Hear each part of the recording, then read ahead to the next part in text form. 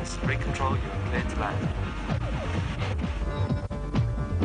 Ladies and gentlemen, we are now making our final approach on the Gamesmaster Resort. We wish you an enjoyable stay.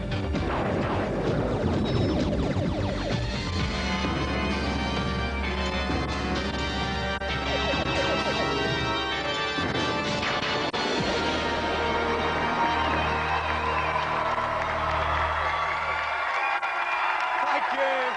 Oh, you're too kind. You're lovely. You're a bit exuberant, you are. Okay.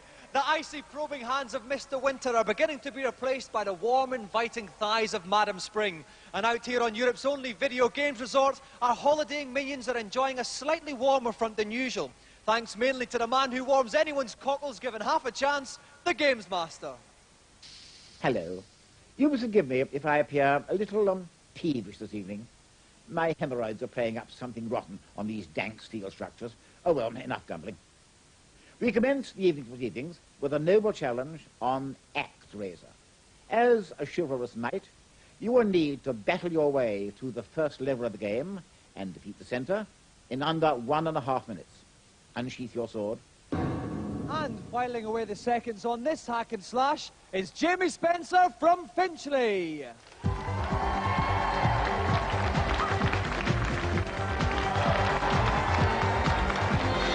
Welcome, Jamie. Right, now, Jamie, how long have you been playing video games for? For some time now. Some time Yeah. now. Okay, we don't have to get specific. It's only time, Jamie, is it? Yeah. Inconsequential. Yeah. Okay, what do you like at platform games? Quite good. Quite good. Completed too. What ones have you completed? Robocod and Golden Axe. All right, now, is it true at the tender age of 13 you did social anthropology at Oxford University? No. Must be the next guy. Okay, if you'd like to have a little sit down there, Jimmy, we'll get ready to play.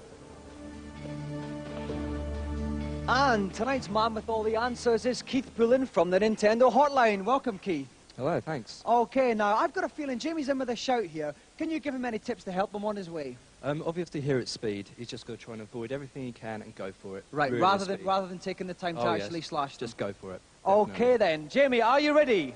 Yeah. Then off you go.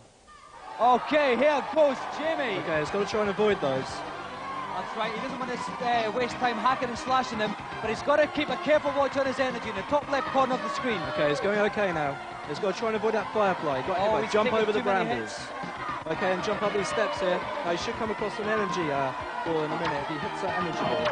If he hits the face there, a log will come out the right Hit it 3 side. times, out comes Jamie's log, and off he goes. Okay, he's going quite well now. He's got 5 blue energy If he bars hits left, that energy ball, they get all his energy back. and That's he's good. up to full energy again. When all the Okay, bars avoid the come red, he's werebear. dead. Here he Down goes the on the death death slide. slide. Okay, another Lovely bit of werebear there. pursuits here. We have had, he's got 52 seconds left. No, he's got to watch his energy. Got to try and save Now, as what's much his tree as much gonna as he do here, can for the Keith? central. Now, if he stays on the hands, okay, they will take him across the brambles. He'll be safe there. Okay, he's got 41 seconds left. He's doing it right for time, Keith. He's almost there. He's doing very good for time, I think. He's Okay, almost he's there now. got 6 energy bars left. We can see beside enemy the number of energy bars the centaur has. It's quite considerable. Okay, What sort of tactics should he be using here? The thing here is he's got to watch out for the lightning. Now, when his spear flashes at the top, that means that he's going to fire lightning. He's got to watch out for that, and also watch out for the spear. He's only got 18 seconds left. It's going to be very now he's close. gotta be He's careful doing here. well, He's but gotta he's go got to in. He's hack gotta away there. attack. He's only got 13 seconds left. He's got about 10 more bars left of this He's got to be central. quicker. He's got to be quicker here. Oh no, he's going to watch. He's backing into him. No, This he's centre's got to backing hit him at the He's front. only got 5 seconds left. 4. He's got to hit him. He's got to go in. He has to go in now. 1. Quick. Time out. Time out. With only a few bars left on his centre, Jamie's time has run out and his challenge is over. Round of applause for Jamie.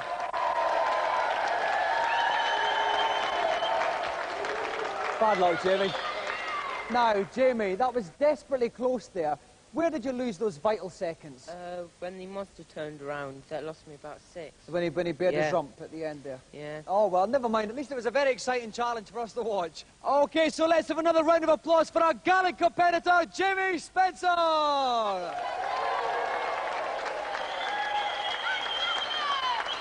While Auntie Marisha mops up the tears of another crestfallen campaigner, we'll take a look at this week's reviews.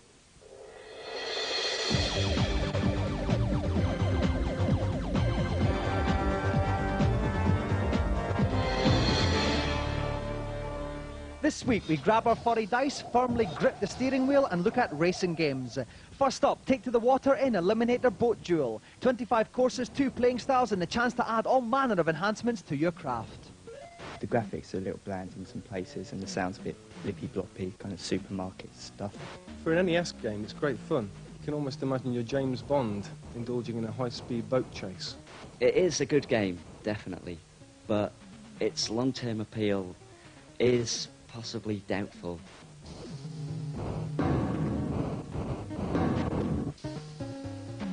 Next up, the Mega Drive conversion of the stunning NES game Micro Machines. 27 tracks of, gosh, isn't my vehicle small action. Like a lot of Mega Drive games, it is a bit easy, and in one player I wouldn't expect it to last more than a couple of days. If you've got a mate with you most of the time, then it's a worthwhile purchase. I'm convinced it's a major contribution to the amount of fun you can have with your Mega Drive.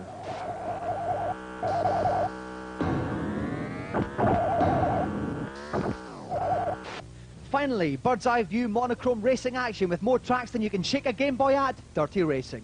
Everything about the game really just shrieks average.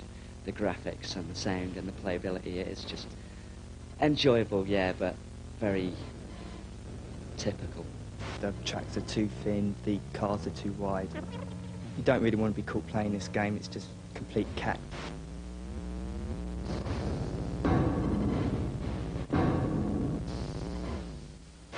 At last, it's time to announce the winners of our designer game competition using Amos on the Amiga. Any idea we had of awarding just one prize went straight out the window as we were bombarded with entries from all over the world. Europress Software kindly gave us a mountain of extra prizes to dish out. 10 special runners-up awards of Easy Amos went to the best game design on paper. In reverse order, Angus Poland played on the Scottish connection with Highland Wildcat. In 9th place, Alex Burdett and Gavin Bond had a very witty bout of nautical nuances. At 8, Nick Harmer, Alan Darling, Matt Gavakol got it for the rather noir Cyber Team. At number 7, John Kuksiki and Matthew Honeybell had a platform run to be in Farm Island. Earning 6th place with some daunting draftsmanship was Kira MacDonald and Suicide Sucks. At 5, one of our younger entrants, Matt Roberts, with a finely detailed What's Up Doc. In 4, we get surreal with Sheriff Handbag from Richard Leach. And at 3, the youngest runner-up, 12-year-old David Slade with Bionic Baby. Second best design on paper went to Peter Balshaw for the atmospheric Dungeon of Prisoners. But for sheer volume of tree-destroying paper, Lee and Paul Deval impressed us the most with the nature-ish platform game Woody.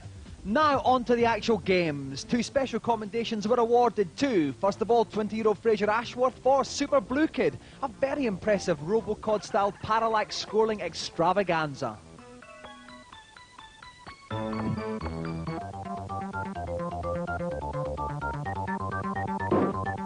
Also commended was Stellar Escape, a Xenon 2 type shoot-'em-up sent all the way from Spain. Produced by Jose and Alberto Ruiz, Juan Anilo and Francisco Just. The designers of both these games received copies of Amos Professional, the ultimate programming package. But the overall winner was Charlie Chimp, programmed by 22-year-olds Brian Bell and Ashley Cunningham in a transformed garden shed in Belfast. This won for sheer playability. The game will be on the cover of next month's Amiga format. As well as that, the winner gets £500 worth of Amiga hardware. Well done, everybody. Some more mouth-watering morsels for you all to feast upon. Now, as I wind my way through the bowels of the rig to meet tonight's celebrity, let's find out what challenge they'll be facing. I've decided to opt for the brute force of an arm wrestling encounter on Arm Champs 2. I must admit it's all a bit macho for me, but I'm aware that everyone's tastes need to be catered for. Each contestant will have one attempt to record the highest possible strength reading against the computer. No room for the faint-hearted on this one, so fret not about Wittgenstein's latest theorem, and give it your all. And we're very lucky tonight to have 3 of the world's premier arm wrestlers meeting head-to-head for this challenge. So please give a warm welcome to Rod Rambo Lynette, Robert Bad News Brown, and Tony the Lunatic Dupre.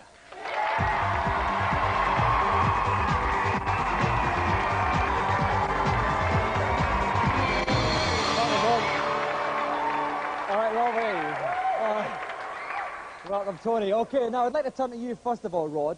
You're the world champion at left and right hands. You must be the favourite tonight. Yeah, well, arm wrestling's done in weight classes, and there's a very big man standing next to me. And be quite honest, he's good, but I'm better. Okay, all right, let's turn on to Robert Bad News Brown. Will you be bad news for the other two tonight? Oh, definitely, yeah. You will be. I think I'll win this tonight. All right. Now let's go on to Tony. I think you're our smallest equal challenger. Is size important in this thing? No, not really size, but strength and technique is, and I'm here to prove that a smaller guy can technically beat bigger guys like these.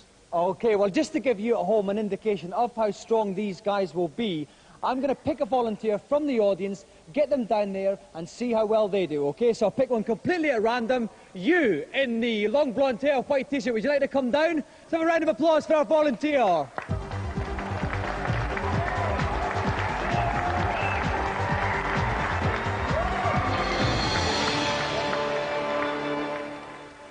All right, welcome. What's your name? Steve. All right, and Steve, okay. What we're going to do is, you must remember, you've got to keep your elbow down at all times. We're going to measure you up against the computer and measure your total tonnage. Are you up for it? Oh, yeah, definitely. Okay, if you'd like to assume your position, Steve. You get 8 seconds, Steve. Just push as hard as you can for the 8 seconds, and it'll register your strongest tonnage. That's it, Steve. Keep going. Come on, Steve. That's it all the way, Steve. No, stronger. Yes. Yes. Nice one, Steve. Okay, Steve got 26.2 kilograms. Round of applause for our volunteer. Thanks, Steve. Okay, right now our 3 arm wrestlers are going to warm up under the watchful eye of referee David Sheed. And if you want to find out the outcome of this epic battle, join us after the break.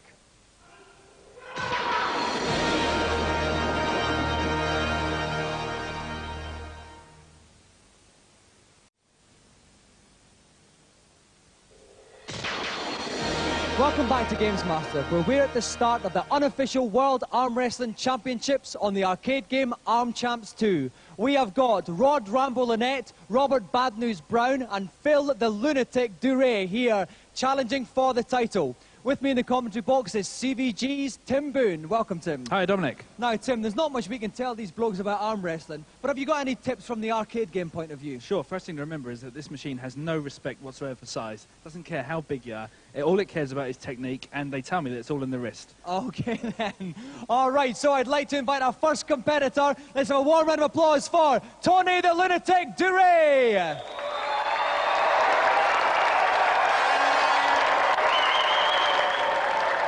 Okay, so here goes Tony mentioning our friends on the crowd are going wild. Tony's got a lot of fans here.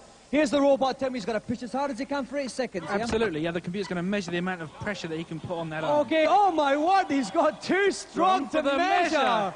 Oh dear. Round of applause for Tony Duray.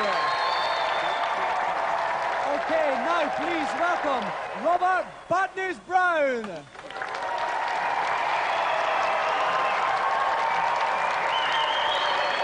Okay, so here comes Robert. What can he do, Tim? I mean, he can only equal it, can't he? Absolutely, he's just got to put everything he's got into it. Okay.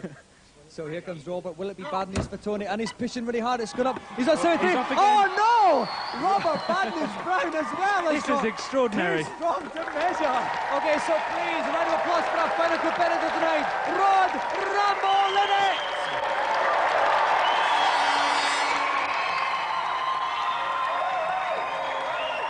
This machine is doomed. We've got the robot there. He looks pretty mean, Tim. What does that mean? I think he's actually going to just self-destruct the machine. Okay, he's pushed it down. Rod is going to... Oh, he's got it as it's well. Over the top again. Rod Rambo-Lynette, too strong to measure. A 3-way infinity tie. Quite Round incredible. of applause for Rod Rambo-Lynette.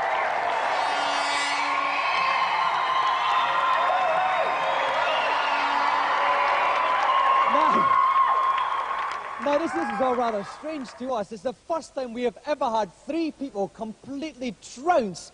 I mean, it's just a brilliant example of brawn over technology. Did any of you find it difficult in the slightest? Too easy. Powered for it. Too easy. Okay.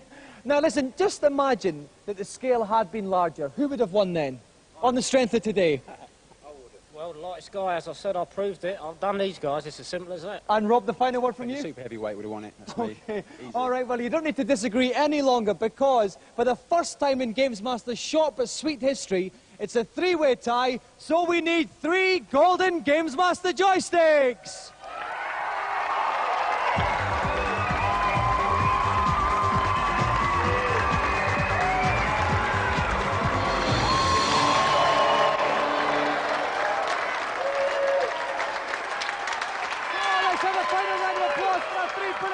us, Rod Rumble the Net, Rob Bad News Brown, and Tony the Lunatic Duray. Thank you, boys.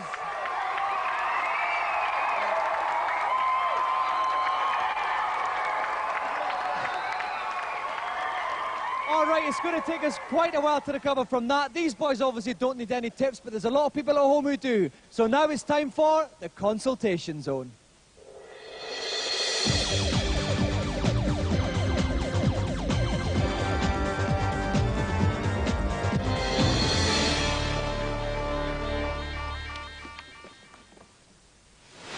Hello, Gamesmaster. Welcome up to the helipad. What is it that's troubling you? I can't get into the wizard's house on Goblin's Toe. How do I do it? First of all, you need to fill up the bottle with water from the fountain. Get Winkle to use this on the toad to make him jump off the stone. Now, get Fingers to pick up the stone and use it on the mechanism to knock the ladder on the roof so that Winkle can climb up onto the wizard's house and enter it through the chimney. Got that? Yes, thanks. Good. Then be gone with you. Who's next? Hello, Gamesmaster. In Ganon's tower on Zelda 3, when I reach the 3rd floor, there is a ledge with a crack in it which I cannot get to. How do I get to it? You will need to stand right on the edge of the platform, facing up toward the 2 blocks. Then dash into them using your Pegasus shoes. You shall now bounce across the gap. Thanks a lot. And who's last for the evening? Hello, Gamesmaster. What's your question? On the Addams Family on the Super Nintendo, I just can't get anywhere at all. Can you help me?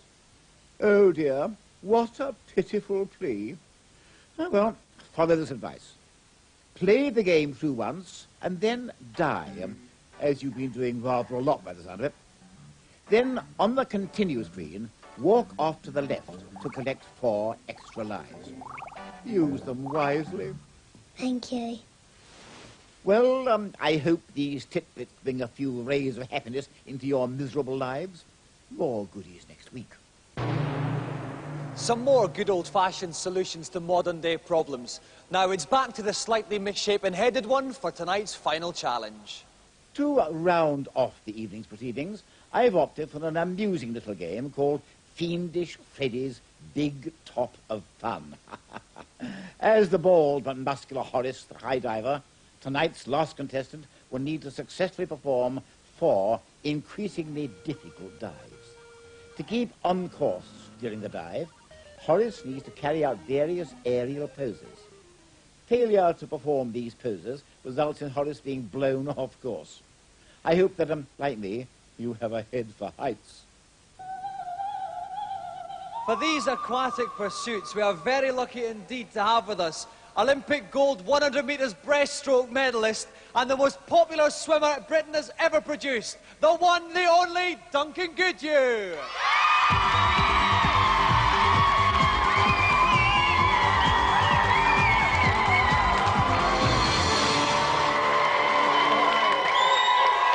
Okay, thank you.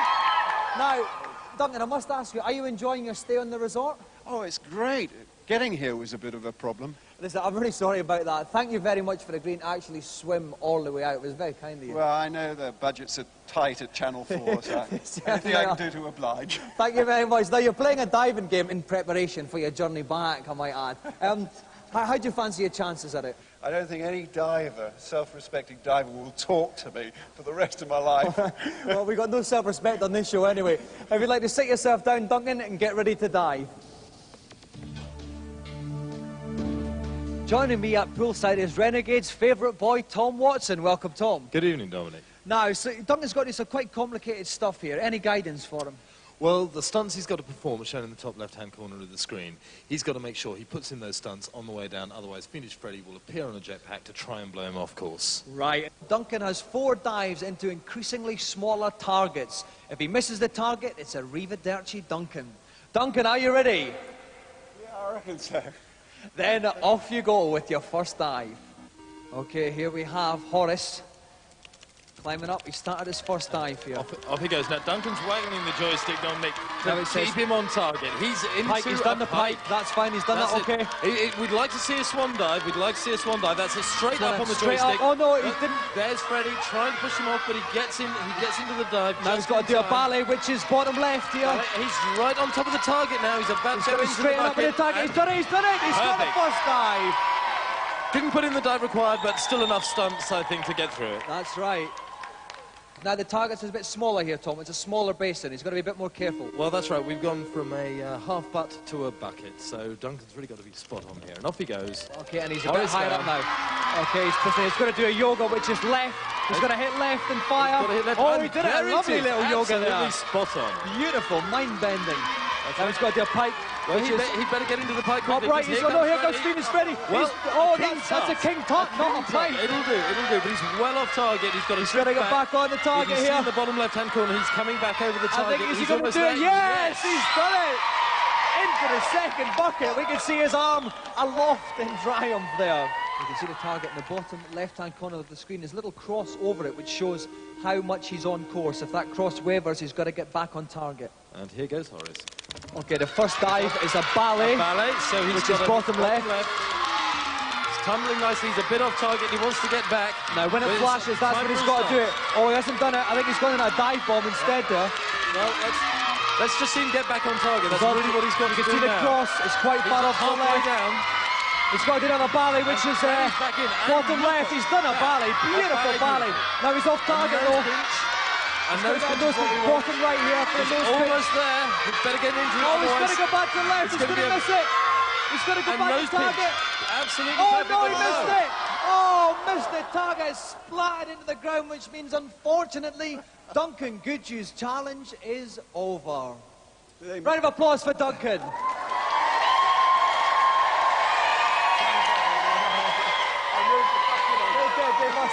They must have been cheated somehow. Listen, Duncan, it was quite tough for you out there, wasn't it? The first couple of dives were nice and you were getting some impressive-looking moves. Talk me through some of it. Where did it go wrong?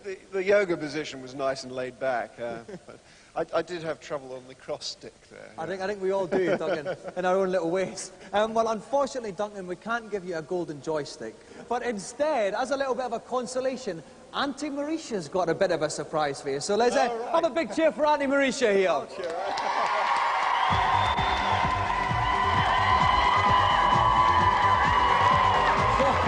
There you go, Duncan. You can take whatever takes your fancy from that one. Take a nice big one anyway. All right, I don't blame you. All right, thanks, Auntie Marisha, and a special thanks to a special guest, Duncan Goodhue.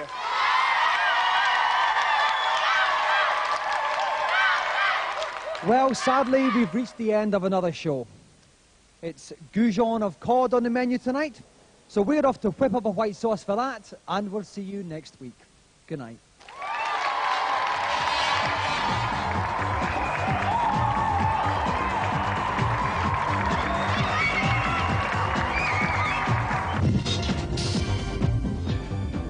The Gamesmaster Club is open to all our viewers. Members receive challenge stopwatches, badges, stickers and other paraphernalia. To join, send a cheque or post-order for £11.15 to the Gamesmaster Club, P.O. Box 91, London E14 9GT. Or if writing's too much of a strain for you, you can call 0891 600 123. Calls cost 36p a minute cheap rate and 48p a minute at all other times. You must have permission before you make the call.